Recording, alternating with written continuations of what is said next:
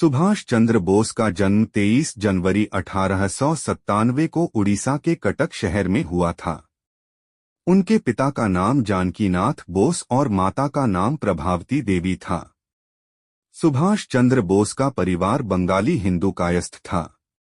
उनके पिता एक प्रसिद्ध वकील थे और माता धार्मिक विचारों वाली महिला थीं। सुभाष चंद्र बोस बचपन से ही तेजस्वी और बुद्धिमान थे। उनकी शिक्षा दीक्षा कटक के रेवेनशॉ कॉलेजिएट स्कूल से हुई।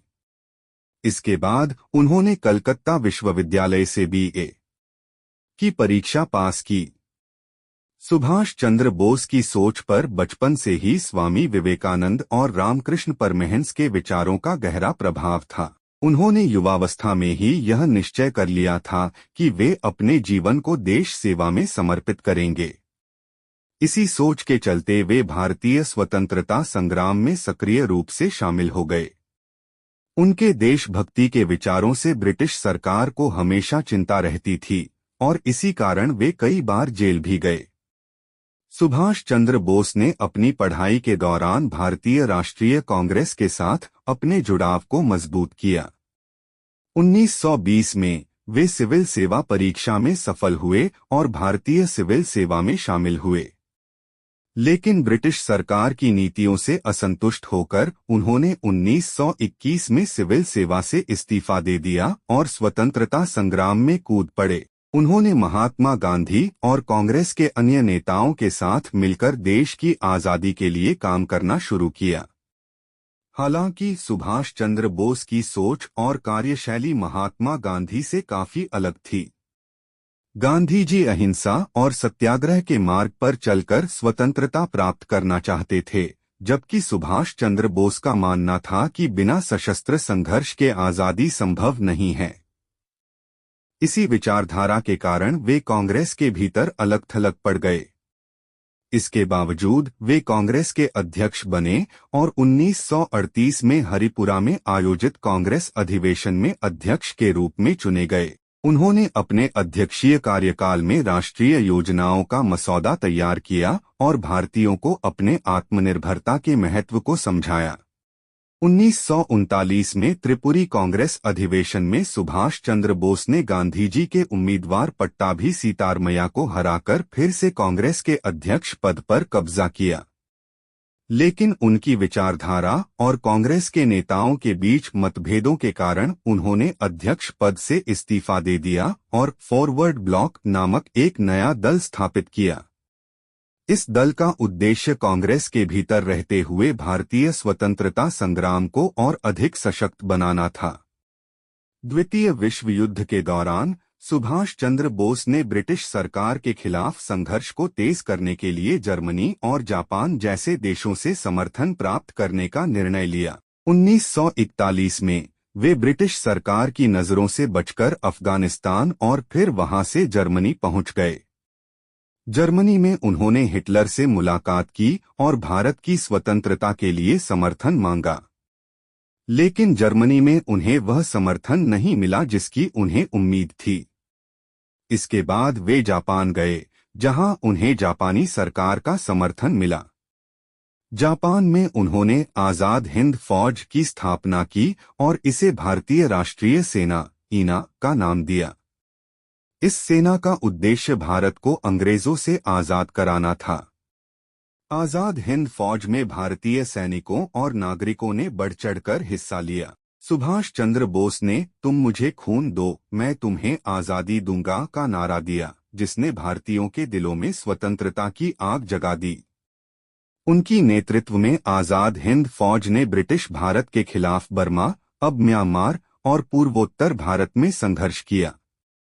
हालांकि यह संघर्ष अंततः असफल रहा और आजाद हिंद फौज को हार का सामना करना पड़ा।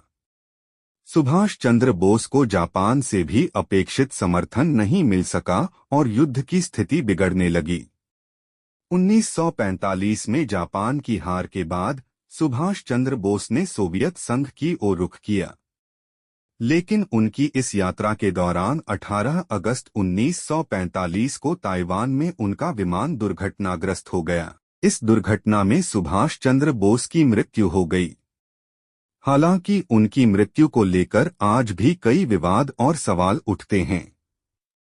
कुछ लोग मानते हैं कि सुभाष चंद्र बोस की मृत्यु विमान दुर्घटना में नहीं हुई थी और वे गुप्त रूप से कहीं और चले गए थे। सुभाष चंद्र बोस की मृत्यु के बावजूद उनके विचार और उनके संघर्ष आज भी भारतीय जनता के दिलों में जिंदा हैं। वे एक ऐसे नेता थे जिन्होंने अपनी पूरी जिंदगी देश की आजादी के लिए समर्पित कर दी।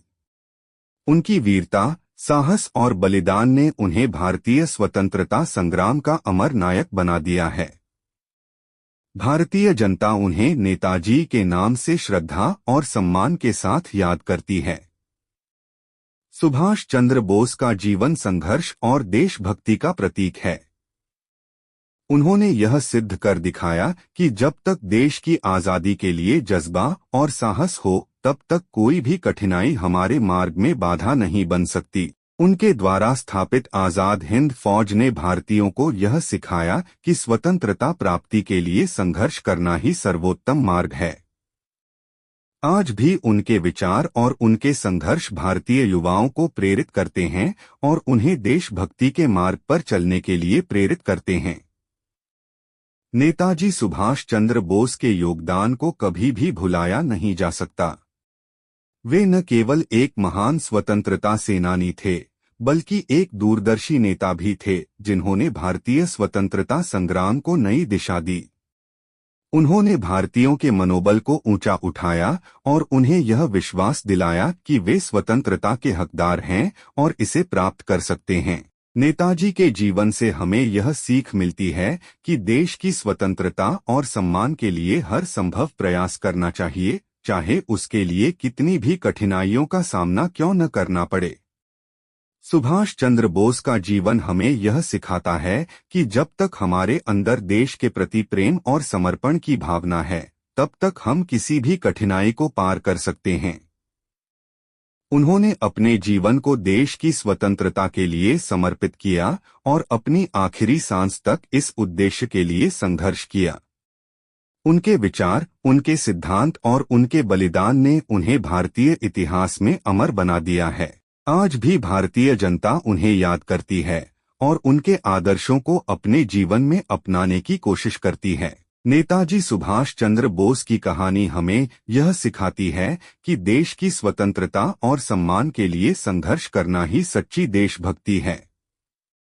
उनके जीवन से हमें यह प्रेरणा मिलती है कि जब तक हमारे अंदर देश के प्रति प्रेम और समर्पण की भावना है, तब तक हम किसी भी कठिनाई को पार कर सकते हैं। उनका जीवन संघर्ष और बलिदान का प्रतीक है और हमें उनके आदर्शों को अपने जीवन में अपनाने का प्रयास करना चाहिए। सुभाष चंद्र बोस का योगदान भारतीय स्वतंत्रता संग्राम में अद्वितीय है। उनके नेतृत्व में भारतीय स्वतंत्रता संग्राम ने नई ऊंचाइयों को छुआ और भारतीय जनता के दिलों में स्वतंत्रता की आग को प्रज्वलित किया। उनकी वीरता, साहस और बलिदान ने उन्हें भारतीय स्वतंत्रता संग्राम का अमर नायक बना दिया है। नेताजी सुभाष चंद्र बोस का जीवन संघर्ष और देशभक्ति का प्रतीक है और हमें उनके आदर्शों को अपने जीवन में अपनाने का प्रयास करना चाहिए।